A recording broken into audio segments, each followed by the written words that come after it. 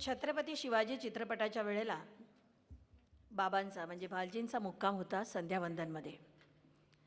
एक दिवस पावनखिंडीचा सेट लागला होता. तो सेट कसा काय लागला आहे हे पाहून ते तिथून आपल्या मुक्कामाच्या ठिकाणी म्हणजे पन्हाळ्याला बंगल्यावर आले. तर त्यांना कोकिळेची कुहू कुहू ऐकू आली. पन्हाळ्यावर यावेळेला कुठली कोकिळेचा आवाज कसा काय येतोय म्हणून त्या आश्चर्यातच ते बंगल्यात जेव्हा शिरले तेव्हा लीलाबाई बाहेर बसल्या होत्या आणि त्या म्हणाल्या, अवेळी गाणारी कोकिळा तुम्हाला पाहिजे. आणि त्यांनी बोट दाखवलं. भालजीने समोर पाहिलं तर एक काळी सावळी लांब सडक केसांची अत्यंत तेजस्वी डोळ्यांची अशी एक मुलगी बसली होती. ती होती लता मंगेशकर. लता दिदीनी छत्रपती शिवाजी या चित्रपटामध्ये गीत तर गायलंच, पण शिवाय दरबारातल्या एका सीनमध्ये त्यांनी स्वतः कामही केलं. कॅमेरासमोर त्या वावरल्या. त्यावेळेपासून भालजींचा आणि मंगेशकर कुटुंबियांचा ऋणानुबंध जुळला.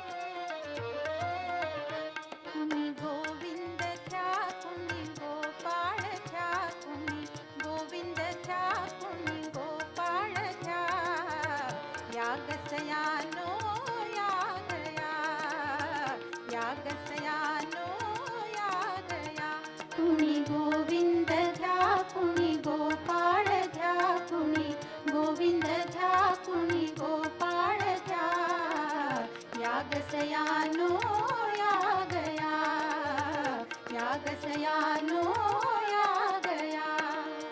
अविनाशी हा आनंद घ्या, अविनाशी हा आनंद घ्या. चिरंतनाचा सुगंध घ्या. कुणी गोविंद घ्या, कुणी गोपाळ घ्या, कुणी गोविंद घ्या, कुणी गोपाळ घ्या. या गसयानो या गया, या गसयानो या गया.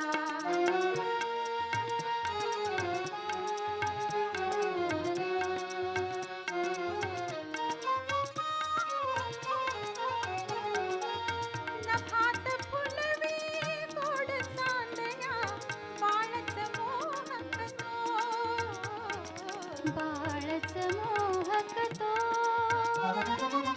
महाराष्ट्राचे भाग्य उद्याचे कुशीत नाचवितो, बाळच मोहक तो.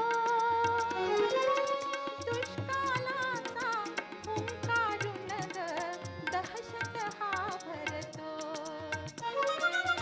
राजकुलाचा विकास घ्या, राजकुलाचा विकास घ्या. चैतन्याचा सुहास घ्या.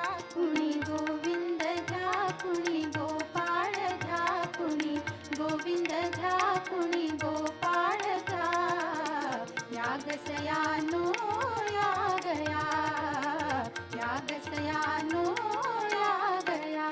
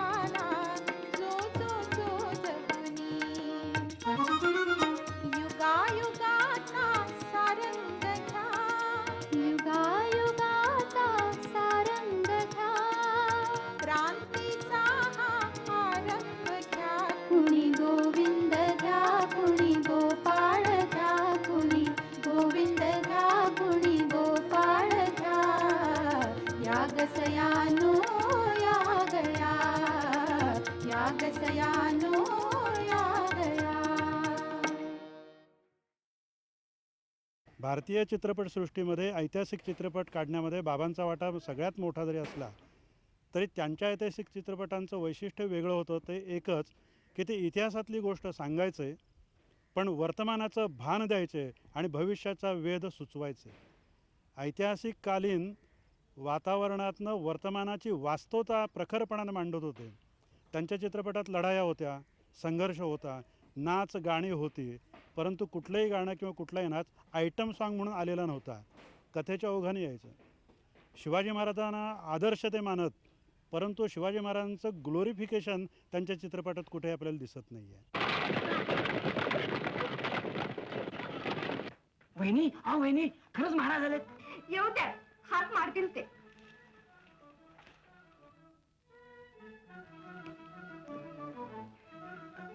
अहो दार उघडा, महाराज आलेत. का आज आवाज बदलायचं जमलं नाही वाटतं.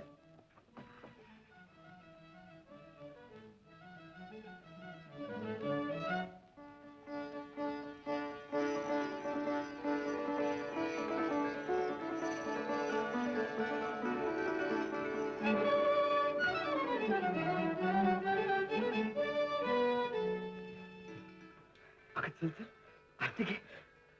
तुमच्या सोंगाड्यापणानं घात केला बघा माझा. काय म्हटलं असतील महाराज मला. अगं आपले आई बाप तेच, राजा तोच, देव तोच. चल चल, आरती घे. चल लवकर. जय भवानी.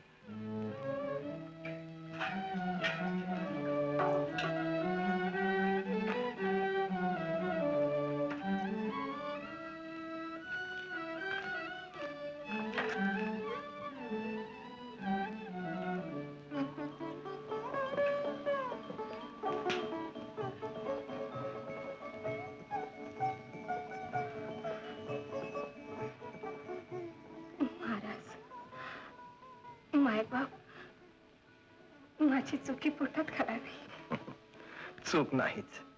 आम्ही मुद्दाम आलो आहोत तुझ्या कर्तबगारीचं कौतुक करायला. तुझ्यासारख्या मुली ही महाराष्ट्राची पुण्याई आहे. थांब, मला नको ओवाळू.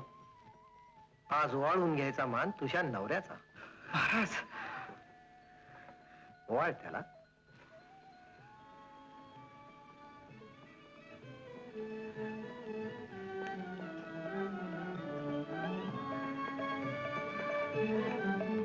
आम्ही जरूर येऊ तुझ्याकडून वाळून घ्यायला.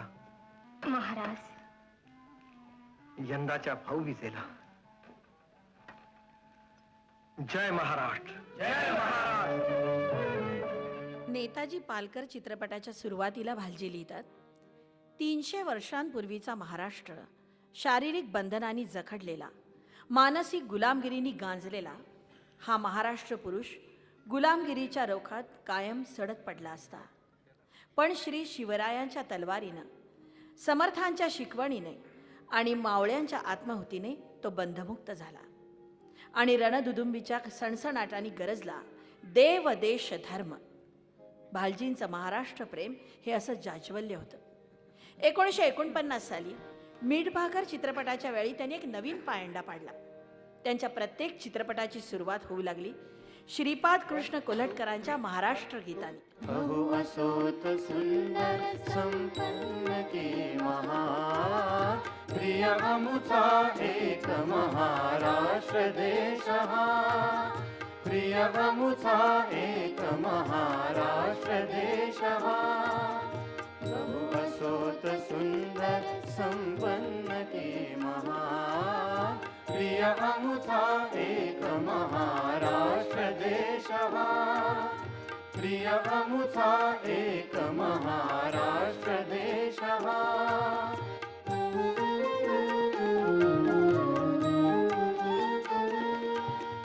विक्रम वैराग्य एक जागी नांदती, जरी पटका भगवा झेंडाही डोलती. धर्म राजकारण समवेत चालती, शक्ती युक्ती एकवटुनी कार्य साधते. पसरे यत्कीर्ती अशी, पसरे यत्कीर्ती अशी विस्मयावहा. प्रिय अमुचा एक महाराष्ट्र देश हा. प्रिय अमुचा एक महाराष्ट्र देश हा